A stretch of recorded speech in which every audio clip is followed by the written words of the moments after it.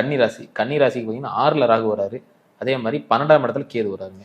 So first விரைய செலவுகள் குறையும் கன்னி ராசிக்கு. இவ்வளோ நாளாக இருந்த பிரச்சனைகள் வந்து இந்த டிப்ரெஷன், மன உளைச்சல்லேருந்து வெளியே வருவாங்க. ஏன்னா எதுக்கு டிப்ரெஷன் ஆகிறாங்கன்னே தெரியாது. So hypertension ஆகிக்குவாங்க.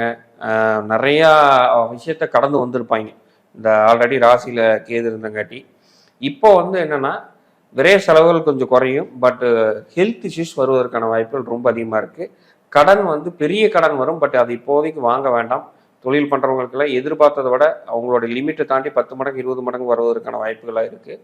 அதை வந்து தயவு செஞ்சு அவாய்ட் பண்ணிடுங்க. இந்த காலகட்டத்தில் கடன் வாங்குறது சரி கிடையாது.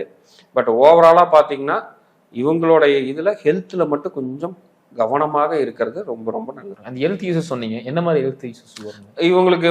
இந்த தொடர்ந்து வந்து பார்த்தீங்கன்னா வயிற்று சம்பந்தமான பிரச்சனைகள், ஜீரண கோளாறு, ரெண்டாவது வந்து இடுப்பு சம்பந்தப்பட்ட இந்த மாதிரியான விஷயங்கள் சார்ந்து இருக்கிற விஷயங்கள், வயிறு, இடுப்பு, இந்த மாதிரியான விஷயங்கள் தொடர்ந்து நீ அடுத்து வருவதற்கான வாய்ப்புகள் இருக்கு. அவங்க ஜாதக கட்டம் நல்லா ஸ்ட்ராங்கா இருக்கும் பட்சத்துல அது லைட்டா போயிடும். அதுக்கு தான் நம்ம சொல்றோம், ஒரு பயிற்சி ஒரு விஷயம் இருக்குன்னா உங்க ஜாதகத்தை பார்க்கணும். இப்ப நம்ம சொல்றதெல்லாம் பொது பலன். உங்க ஜாதகத்துல ரொம்ப மோசமா இருந்தா நான் சொன்னது 10 மடங்கு மோசமா நடக்கும்.